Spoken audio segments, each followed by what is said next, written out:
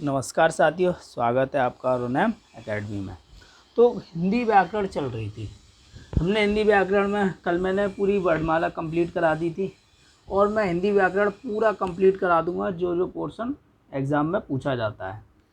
तो आज हम पढ़ाते हैं आपको ब्राह्म चिन्ह। देखो, ब्राह्म चिन्ह भी बहुत पेपर में पूछे जाते हैं और इन चिन्हों को देखना अच्छे से, ठीक है। जो चिन्ह जिसमें जैसे मैंने बताए हैं उसी चिन्हों को ध्यान रखना है। इसमें क्वेश्चन ऐसे पूछ लिया जाता है जैसे कि वाक्य पूरा होने के बाद कौन सा चिन्ह प्रयोग किया जाता है ना। प्रश्न कर रहा है क्वेश्चन, उसमें कौन सा चिन्ह यूज किया जाता है, ठीक है। कोई चीज़ शुरू हो रही तो उसके लिए कौन सा चिन्ह भी यूज किया जाता है, मतलब तो इस तरीके के क्वेश्चन आते हैं आपके हिंदी व्याकरण में। तो देखो, ब्राह्म चिन्ह को हम पढ़ाते हैं, उसमें देखो क्या क्या आता है। देखो, ब्राह्म चिन्ह का अर्थ होता है ठहराव या रुकना। क्या होता है? ठहराव या रुकना। ब्राह्म चिन्ह का अर्थ क्या होता है? ठहराव या रुकना, ठीक। तो श्री कामता प्रसाद जी ने ब्राह्म चिन्हों को अंग्रेजी से लिए मानते हैं। जो एक इसमें याद रखना, कामता प्रसाद का रोल था ब्राह्म चिन्हों में, तो उनको देखो कैसे क्या था, ये चीज़ याद रखना। तो श्री कामता प्रसाद ने क्या करा था? ब्राह्म चिन्हों को अंग्रेजी से लिया था। किस में लिया था? अंग्रेजी से। देखो, अंग्रेजी से लिए मानते हैं कामता प्रसाद, लेकिन एक चीज़ याद रखना कि पूर्ण ब्राह्म, किसको? पूर्ण ब्राह्म को छोड़कर जितने भी चिन्ह होंगे जो भी होंगे शेष अंग्रेजी से संबंध रखते हैं। बस एक पूर्ण ब्राह्म है जो अंग्रेजी से संबंध नहीं रखता है। बाकी के जितने भी चिन्ह आएंगे 20 प्रकार के बताए गए हैं, उन चिन्हों को अंग्रेजी से संबंध रखते हैं, ठीक है। और ये पूर्ण ब्राह्म नहीं रखता है, बस इतना याद रखना, ठीक। एक बार फिर से देख लो, ब्राह्म चिन्ह क्या होता है? ठहराव या रुकना। क्या होता है? ठहराव या रुकना। श्री कामता प्रसाद जी ने ब्राह्म चिन्हों को अंग्रेजी के लिए मानते हैं। किसके लिए मानते हैं? अंग्रेजी से, मतलब ये चिन्हों को जो लिया वो अंग्रेजों से, मतलब अंग्रेजी से लिया है। तो पूर्ण ब्राह्म को छोड़कर जितने भी, मतलब पूर्ण ब्राह्म होगा उससे छोड़कर बाकी के जो भी होंगे चिन्ह वो अंग्रेजी से संबंध रखते हैं। तो देखो, ब्राह्म चिन्हों को याद रखना, कितने? कामता प्रसाद जी ने 20 भेद बताए हैं। कितने बताए हैं? 20। याद रखना, ये क्वेश्चन डायरेक्ट पूछेगा, कामता प्रसाद लगा के भी पूछ सकता है, नहीं पूछता है तब भी आपको याद रखना 20 भेद होते हैं, ठीक है। तो देखो, सबसे पहले आता है अल्पब्राह्म। क्या आता है? अल्पब्राह्म। देखो, अल्पब्राह्म कैसा होता है? बस एक छोटा सा कॉमा होता है। तो ये रहा आपका, तो ये हो गया अल्पब्राह्म। क्या हो गया? अल्पब्राह्म। अर्धब्राह्म होता है, कॉमा होता है, उसके ऊपर बिंदी होती है। क्या होती है? कॉमा होता है, उसके ऊपर बिंदी होती है, वो होता है अर्धब्राह्म। क्या होता है? अर्धब्राह्म, ठीक है। ये हो गया आपका अर्धब्राह्म, ठीक। अब आता है पूर्णब्राह्म। पूर्णब्राह्म आपको पता ही होगा। पूर्णब्राह्म जो होता है, सेंटेंस मतलब वाक्य पूरा हो जाता है तो उसके बाद लगाया जाता है, तो एक सीधी लाइन होती है, ये होता है पूर्णब्राह्म। क्या होता है?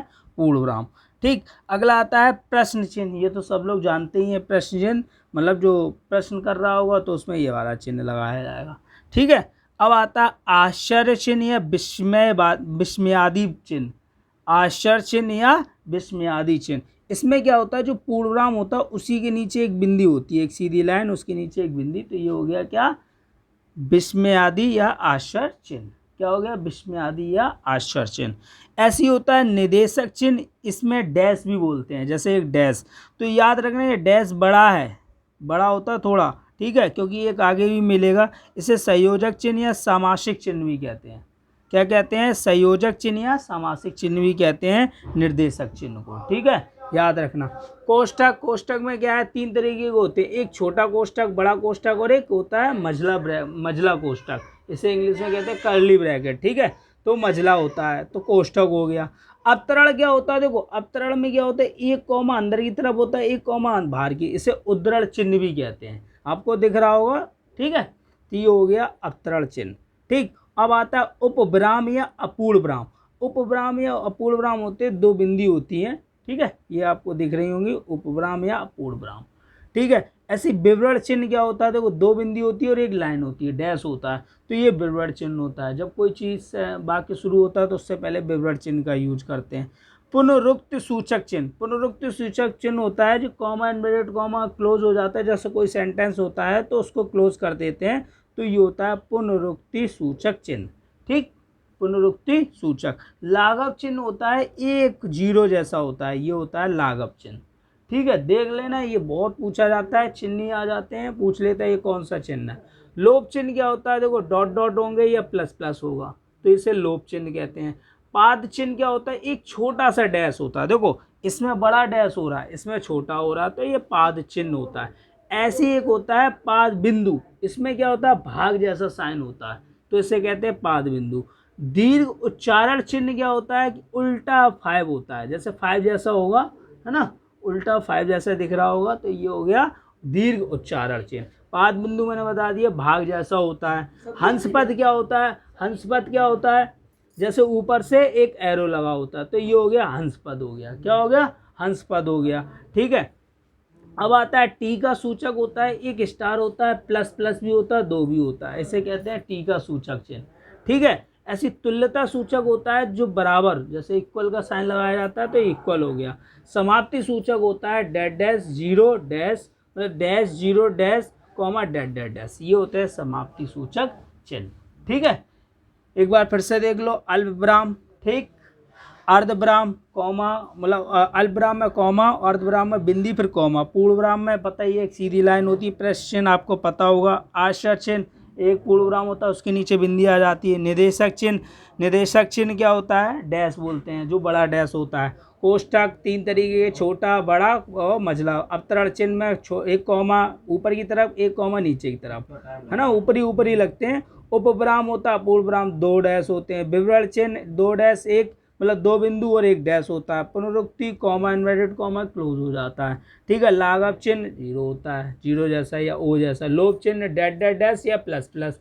पाद चिन्ह होता है छोटा सा डैश। ठीक है, दीर्घ उच्चारण चिन्ह हो गया उल्टा 5। पाद बिंदु हो गया भाग। हंसपद ऊपर एरो होता है, छोटा सा एरो लगाया जाता है ना, एरो करके। टी का सूचक स्टार होगा या प्लस प्लस होगा या 2 होगा। तुल्यता सूचक बराबर का चिन्ह होता है। ठीक है, समाप्ति सूचक डैश जीरो डैश और डैश डैश होते हैं। तो इस तरीके से ये आपके ब्राह्म चिन्ह है, इसे देखना, जो चीज़ समझ में नहीं आए इसे 1-2 बार देखना, तब आपको अच्छे से समझ में आ जाएगा। पहले इसे नोट डाउन कर लिया करो, तब आप लेक्चर सुना करो। ठीक है, जो चीज़ समझ में नहीं आती है उसे कमेंट के द्वारा बता देना। ठीक है, धन्यवाद।